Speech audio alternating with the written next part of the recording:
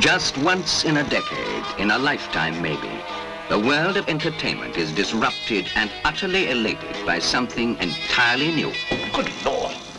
It could be the script, the presentation, the players, or a combination of all three that team together to transform the ordinary into the original, to emerge with something completely different.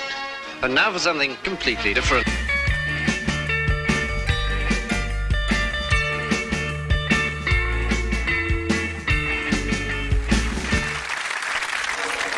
This is Margaret Turcotte. An odd name for a man, but his parents, 2 weeks after his birth, still not having named their 8.1-pounder, panicked. Margaret. Yes, Margaret. A 33-year-old bachelor, although that is not the way he would define himself. This is Sandra Gottlieb. A 27-year-old nursing aide, makes $32,000 a year, never married. And that is how she would describe herself. The crux of our story surrounds a chance meeting. This is our filmmaker.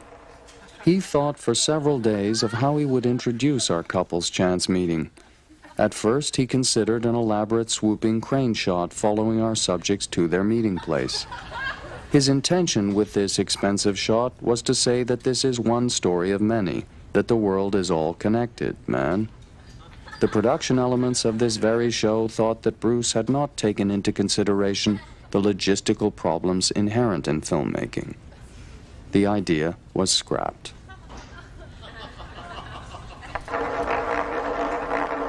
Instead, it was decided that we would see our two friends in easy-to-achieve handheld shots walking down the street. Now, as Margaret walks down the street, to be quite truthful, his mind is occupied with the thoughts of receiving hand jobs from strange women. Every so often, the hand job fantasies will be interrupted with the occasional flash of food. As Sandra walks down the street, she, to be quite candid, is consumed by the thought of men's bums as they go for a morning pee. Going for their morning pee after they've given her a good night's loving. These men in Sandra's mind all have faces. Some work in her office, are boyfriends of friends, etc. Whereas Margaret's fantasies involve seemingly faceless women with soft but strong handjob hands. One may think this is, in a nutshell, the difference between men and women.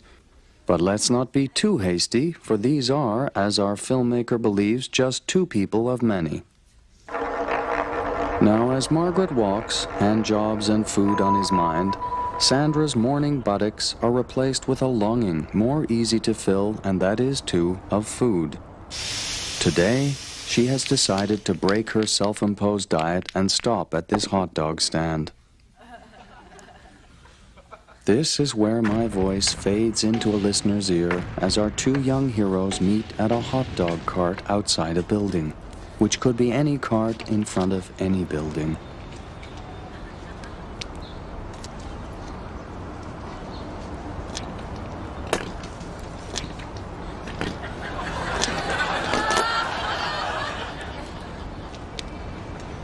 Hi. Hi. Hi. Hi. I'm back. So there it is, our chance meeting. There goes Sandra, diet broken, hot dog in hand. And what is she thinking about? She thinks of Margaret. And Margaret? He thinks of Sandra.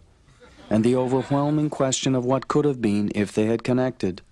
Random hands have been taken over by a person. A triumph for feminism? Who's to say? But our filmmaker believes this is a glimpse at the small sadnesses that are housed in streets, buildings, and yes, hot dog stands in every city. Oh, look, an overhead shot. I guess our novice filmmaker intended to conclude that we are driven by, consumed, and most importantly, cast unknowingly in the daydreams that make up this and each city. Your city? You? Fade.